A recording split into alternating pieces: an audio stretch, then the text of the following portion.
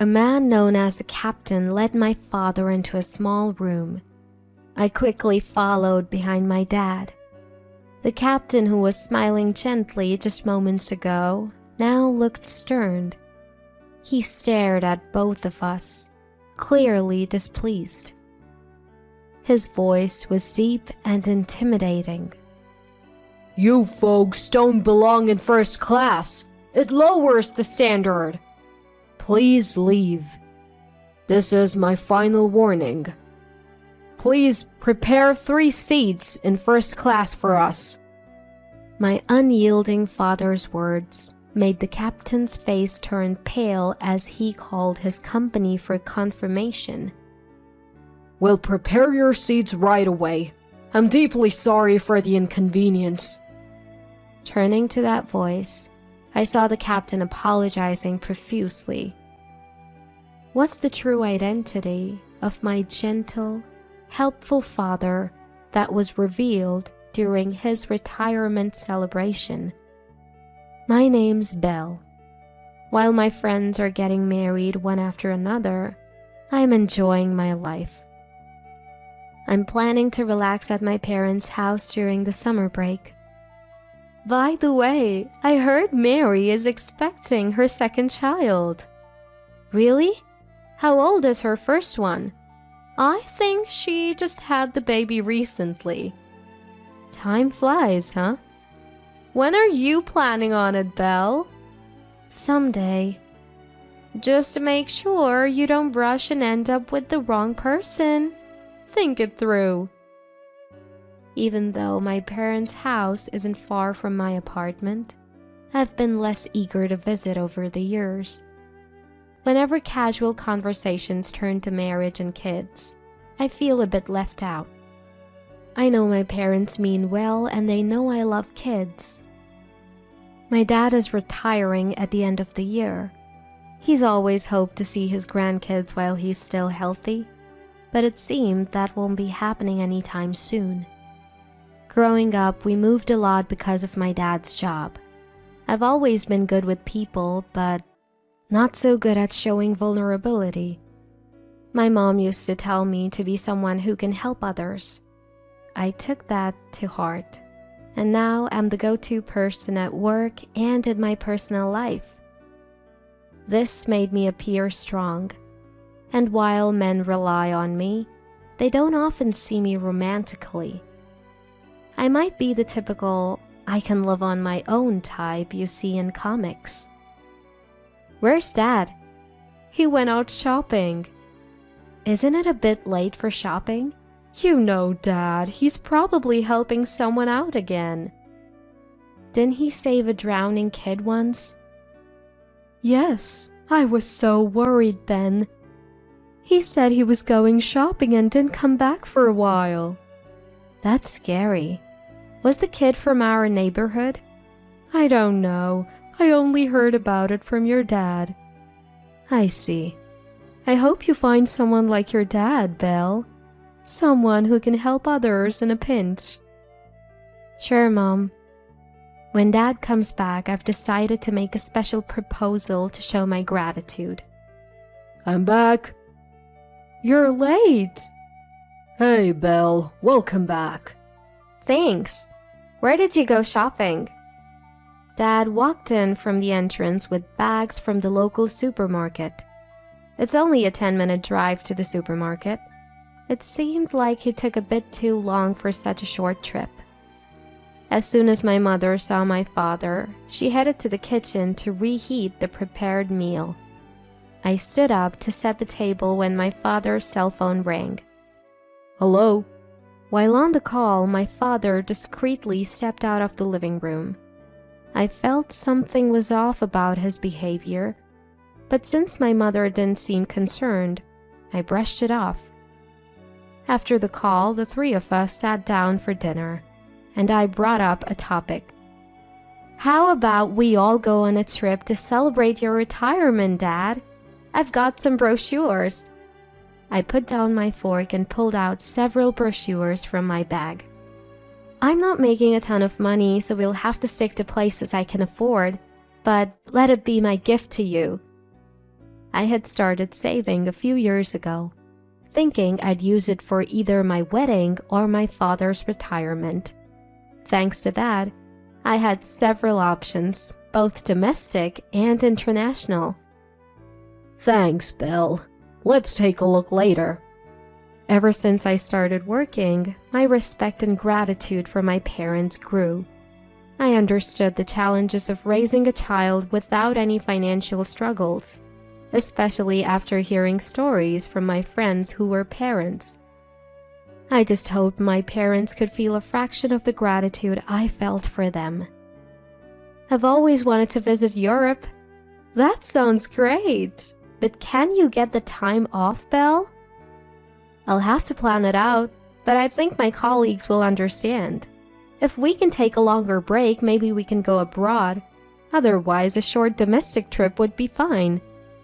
Don't worry about me. Let's go wherever you want, Dad. After dinner, we looked through the brochures discussing potential destinations. Every place looked so appealing, with beautiful sceneries and delicious food. This looks delicious, right? Look at this one too. You two are all about the food, huh? We laughed and debated, eventually narrowing down our choices to about 5 destinations before deciding to sleep on it. The next day after lunch, as we were enjoying our coffee, my father received another phone call. He answered with a "Hello?" and stepped into the hallway. Has Dad been getting a lot of calls lately? Maybe more recently. He's retiring, so maybe it's work-related. Don't you ever ask who's calling? I don't pry into such things. Don't you get curious? We're not newlyweds. At our age, I don't get upset over a phone call. Is that how it is? That's how it is. It's fine. If something comes up, we'll deal with it then. My mother's calm response was reassuring, but I still felt uneasy. As we were discussing this, my father finished his call and returned. Who was on the phone? Oh, just someone.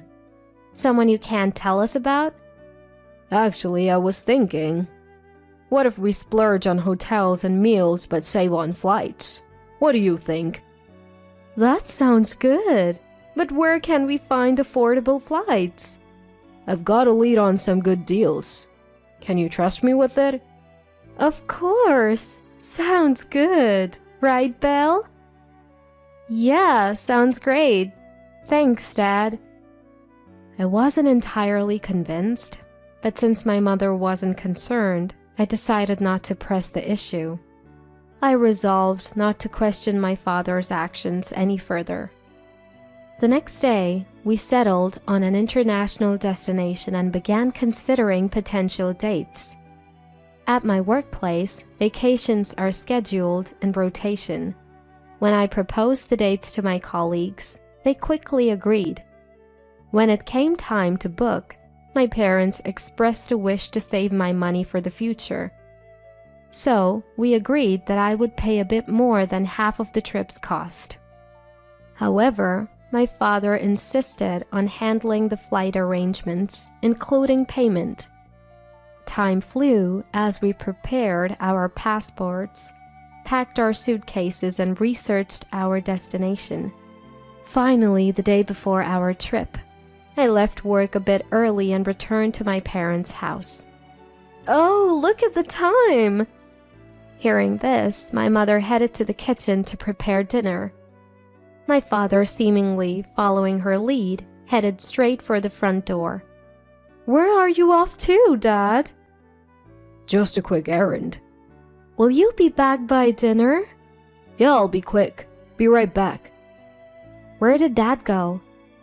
I'm not sure. He didn't mention anything about going out today. What should we have for dinner? My mother began preparing dinner, and my unease about my father's behavior grew.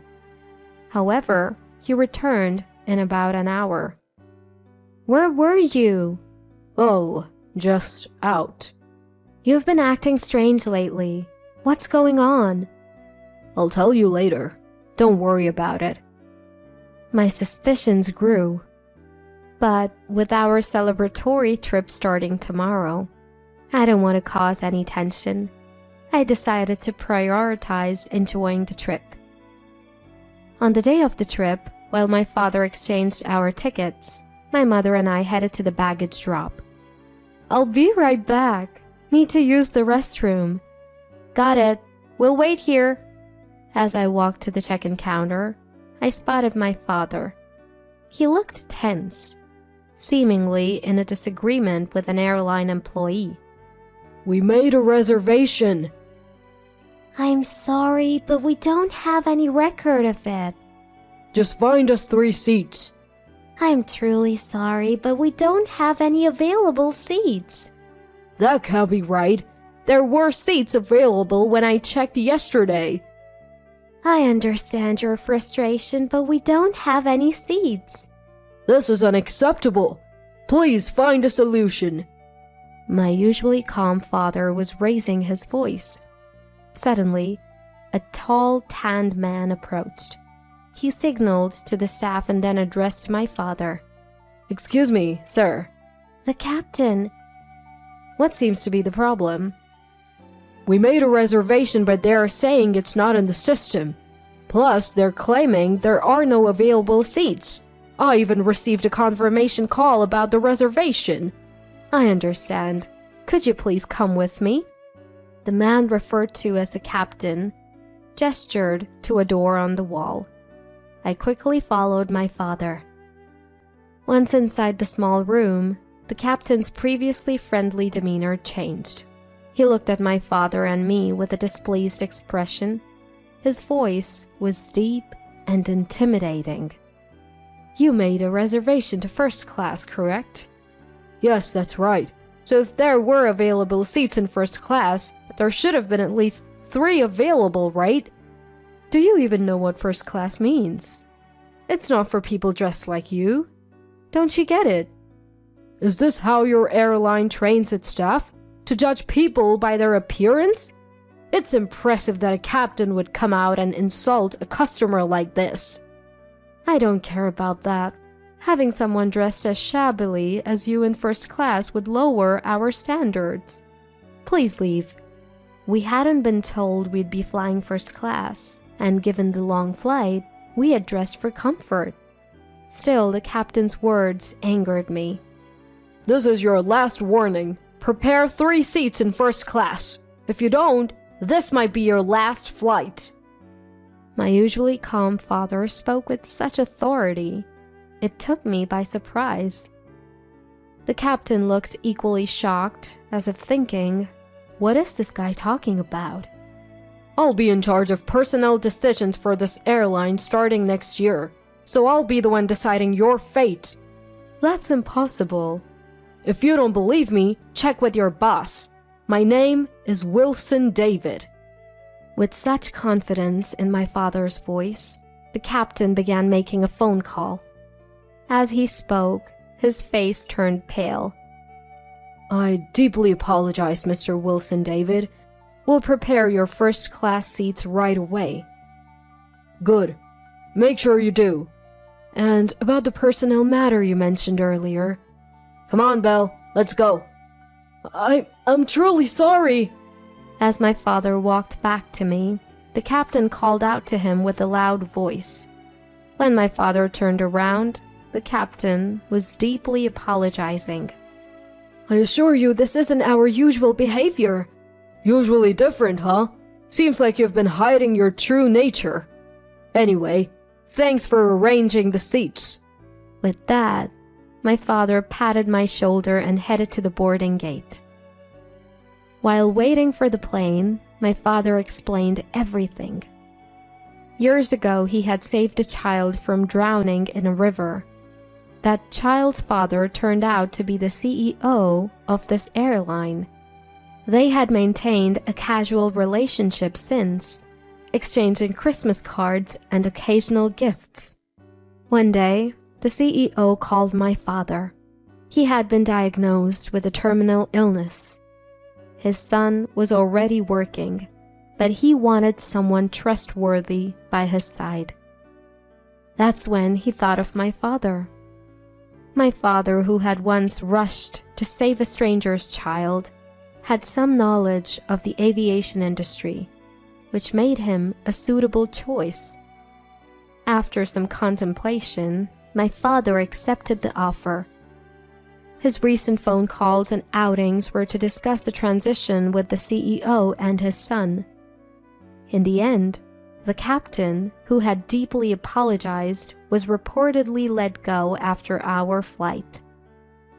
When I reported the captain's situation to the president's son and asked the current personnel department to interview the captain's surroundings, I found that he got angry with his colleagues and juniors and harassed customers he didn't like. It was discovered that he had been doing this. After hearing from colleagues and subordinates about his behavior, the CEO was furious and decided to fire him. Our family celebrated both my father's retirement and his new high-ranking position by enjoying the best trip ever. After returning, my father seemed even more involved in his work than before. Hearing about it from my mother, I realized that the role of HR might be very fulfilling for my father, who loves helping others. Witnessing the connections my father made by prioritizing others over himself, I decided to live my life in a similar manner.